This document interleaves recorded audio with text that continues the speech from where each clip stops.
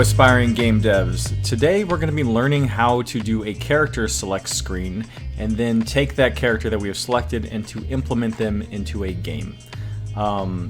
If you've already seen my main menu tutorial, this first part's going to be pretty familiar. I'm going to use a lot of stuff from that. So if you want to, you can go ahead and skip ahead to the part where we implement it into the game itself. But right now, we're going to do that character selection screen, so we're going to need a frame for that. We're going to name that frame character select. Now we're going to need an active object. This is going to be our first character icon. We're going to name this character underscore 1, and this needs some alterable values. This is going to need an ID value. It's also going to need a scalar value, and it's going to need a string, which we're going to name name. And that's going to be where we store the name of that character. So this is our first one, so the ID is going to be 1. The scalar is going to be the value at which we are bringing the scale of the object to on the X and the Y, and the name is the name. So we need another object, so right click and insert, and we are going to insert a string. And this is going to just be a static string right here that's going to say some text for clarity's sake. We're going to say selected, and I'm going to change the font to something a little more, I don't know, something a little prettier. Yeah, it doesn't really matter too much, whatever. Just pick a font you like and go with it. I'm going to give it like a size of 20. Copy this string, or clone it rather. And this is going to be the string that gets dynamically updated to represent what is currently selected.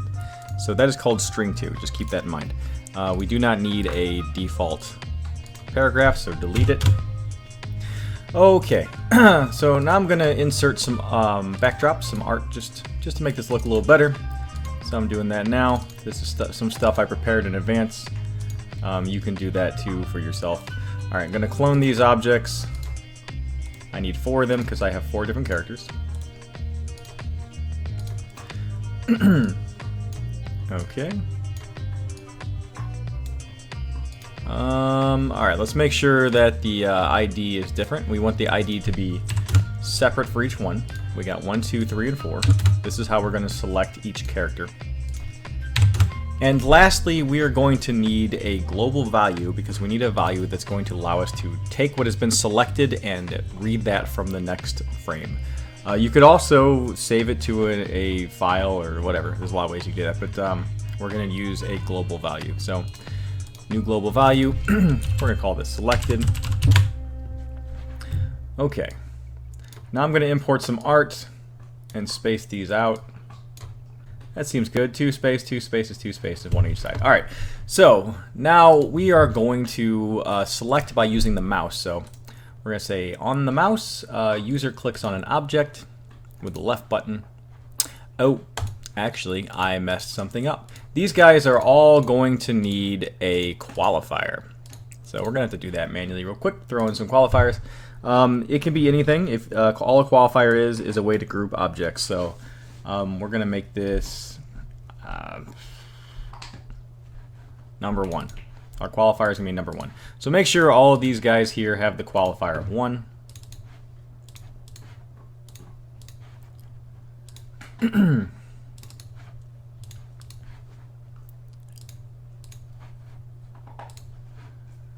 This will allow us to do what we're trying to do with the least amount of conditions. So we want to see if the mouse has clicked on an object. So user clicks on an object with the left button, and that object is going to be 1, which is our qualifier. So that means, have you clicked on one of these? If that happens, we are going to set the global value of selected to the value under 1 of ID. So grab ID from the qualifier 1, and now selected has been set to that. So now we need to find out if the ID is the same as the selected. So go to the qualifier 1, look for the alterable value for ID, and find out if it equals the global value selected. we need to copy this event, so Control C, Control V, and then we need to edit this. We also need a different than, so in this condition we're finding out if the ID is different than selected.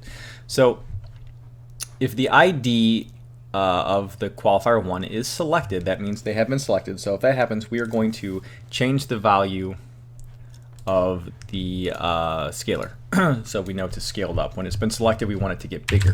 So we're going to make that 1.5. When it's not selected, we are going to make that just 1, give it its basic scale. So now we need to do the scaling code. So that's going to be an always event. So we are always going to set the scale.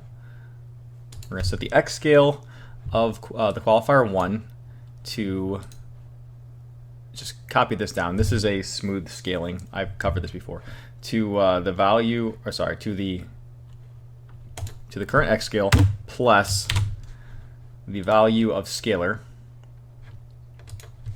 Subtract the current x scale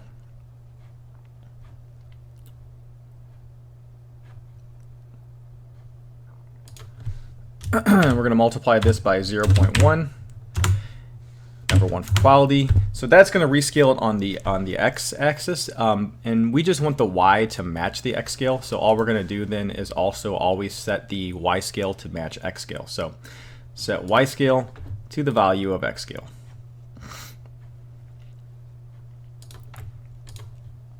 And 1 for quality. Okay, so that'll scale them up and down when they've been selected or unselected. We also need to change our string to match what we are going to write under the name for our characters. So when it's selected under line number 2, we are going to set this second string. So click on to change altable string, and then go to the qualifier 1 and just grab the string that we have in there. So that is under values, alterable string, and it was name. So let's go in now and give these, we haven't actually given them a name yet, so this was Mr. Blue, this is Miss Green, this is Mr. Red, and this is Yellow Junior. Okay, so that should work unless I made a mistake, so let's find out if I did. Mr. Blue, Miss Green, Mr. Red, and Yellow Junior. And we can go to the global values here and find that the selected is in fact changing. And that is how we are going to confer information to the second frame and actually change how, change which character is active. So we're going to need to add another frame into our application. This is going to be the level frame. So let's name this level right over here. And this is just going to be a real basic tiny little thing just to show you how you could implement different characters. So we're going to throw in a backdrop, and I'm just going to do some basic platforming stuff. Let me change this to green. I hope this is in fact green. I am red-green colorblind. Looks about right to me. Alright, so we're going to make this an obstacle. Going to insert, we're going to insert the platform movement object. Boom. Alright, now we need to insert some active objects, and these are going to be our players.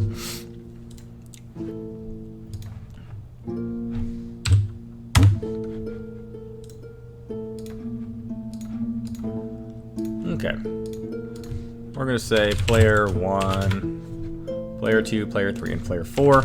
And we do not want these to be created at start because we are going to create these at the beginning based on what is the current selected character. Alright? I don't like this background being white, so I'm going to change it to black because it reminds me of the old school, like, Commodore 64 games. Alright, I'm going to import that art again for each one of these dudes. So here's Mr. Blue. Boom. Let's make him way smaller because he's way too big. Where did he go? There he is. That's still pretty dang big. Let's make him 64 by 64. Perfect. Alright. Also want to make sure that this dude is not created at start. So nope, no create a start for you. Second character importation now. We're gonna do Mrs. Green. She's 64 by 64. So if you know how to import this stuff, just go ahead and skip ahead a little bit. I'll be done with this in a second. Again, we do not want her created at start. We don't want any of these created at start. Let's just uncheck that right now. Alright. Dr. Red.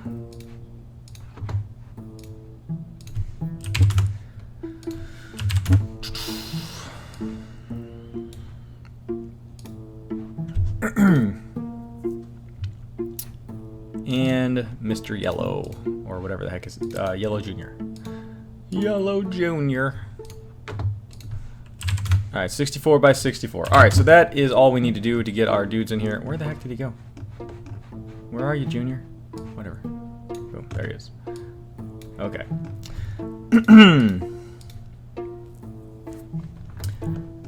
Alright. So these guys need qualifiers because we don't want to have to program all this stuff more than once. I probably should have done that before I copied them, but whatever. Let's give them the qualifier of 1. And like I said, you can give them any qualifier you want. But we're just going to use 1 today, because why not?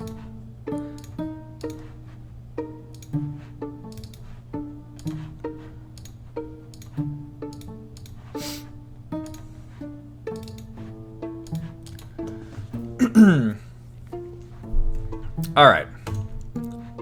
Now we need to get to coding. So, let's insert a comment. Set my back color to blue. Hopefully this is in fact blue this time. Font color to white. Start a frame. Spawn correct player. Okay. So we're going to do a start a frame event. And we're going to find out what the global value is of selected. So if it equals 1, then we are going to create this object, Mr. Blue. We're going to put him right here. And then we are going to set object to Mr. Blue. So we need to do this for every single possible character. So that's only 4 of them. So that's number 2, number 3, and number 4. All right. So let me delete these because we don't need that. All right. We're gonna need to create. Actually, don't need any of this code. All right. Create object. Player 2. Just create player 2 right there. Create player 3, and create player 4. Now we need to set the different players based on what is selected. That was number 2 is the woman, number 3 is the red guy, number 4 is the guy who might be mentally handicapped. Alright, so blue, green, red, yellow. Okay, that seems about right. Now we would want to change their attributes. So like how their speeds and how much they can jump and all that different stuff. We can do that at start a frame. I'm actually gonna though do some quick PMO stuff just so we can mess around with it. So this is gonna be just our basic left and right movements and jump. So if you don't know what I'm doing here, then that's fine. I have a extensive platform movement tutorial. You should watch that, because I've done this many times in many different tutorials. All right, the keyboard, repeat while key is pressed, X. Insert, object is jumping. And this one needs to be on ground.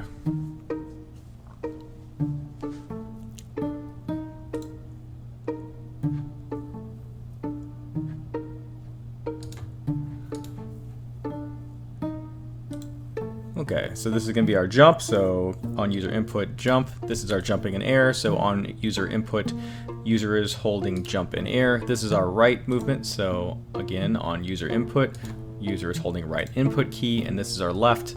So on input, user is holding left input key. Now we need a collision. So collision testing, test for obstacle overlap. And number 1 does overlap a backdrop. Now, we could, let's just run the application. Let's see if it works. We'll do the whole thing. So let's select Mr. Blue. Oh, we don't have a way to go to the next frame. So let's go back to our first frame, and we're just going to make it so that when you press enter, it goes to the next frame. So the keyboard, upon pressing enter, next frame. Okay, running the application to test it. Selecting Mr. Blue. Boom, there's Mr. Blue. He did not collide with the backdrop. Why did that happen? That happened because I have no code at all in the collisions. So we need to just go ahead and do that now. Select collision, object does overlap with an obstacle. Okay, so right now all these dudes are gonna have the exact same movements and everything, but I just wanna see if it does in fact work for selecting. So we have Mr. Blue selected. Let's start the application over. Let's select all these different guys and test them. There's Mrs. Green.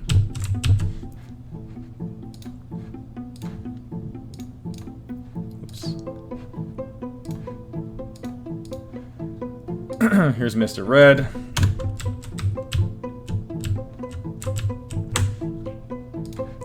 And lastly, let's test good old Yellow Jr. Okay, as you can see, we did in fact select and implement different characters. Now, with the platform movement object, what you can do at this point is when you have selected them here, we can do stuff where we actually change the attributes that control how the game plays. So, for example, Mr. Blue could be really fast. So we could go over here and say, under variables, we could set maximum X. And we could make that like 500. And then, you know, maybe Miss Green here, she would be, I don't know, we could make her jump really high. So her variable could be jump strength is 1,000. That's going to be probably pretty absurd, but that's fine. Mr. Red, he could be, you know, anything. We could do anything. You could set the guy on fire, and he could be the only guy who can break through certain blocks, you know. But let's just see what we can do here real quick. This guy is low gravity. Set the gravity to 4. So, and then Mr. Yellow. Mr. Yellow. What can we do for him?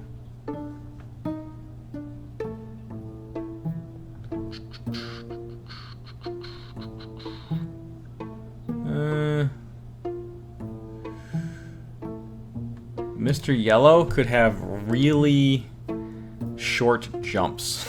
I don't know why. But there we go. So now they're all a little different, and we can see that is reflected when we play the game. So Mr. Blue is really fast. I forgot what we did for Mrs. Green. Miss Green jumps really high.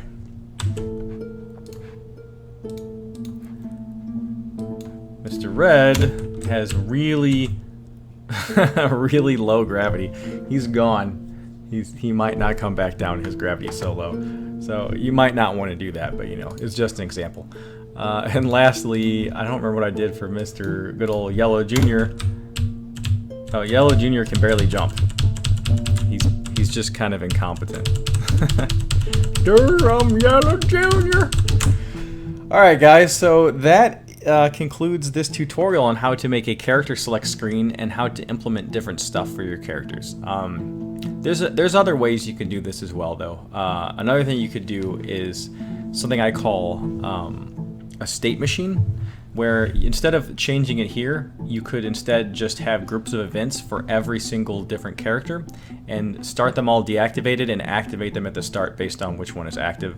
And that would allow you to control the code just a little more easily. It's because you wouldn't, instead of using just one whole section for every single character for the controls and collisions, you could have each one have it separately, and that would allow you to do, you know, all kinds of different stuff. You have new abilities with them, different button presses, whatever. It just makes it easier to organize your stuff. But this will work for our purposes. So I hope you guys found this educational. And as I always say, if you have any comments or questions that you would like to ask me, just feel free to leave them down below, and I will try to get back to you as soon as I can. And again, I am doing a bug fixing series, so if you have any games that are bugged and you want me to fix them in a video, please send it to zentacoproductions@gmail.com and I might put it in a video. Alright guys, thank you for watching. You guys have a great one. Catch you later.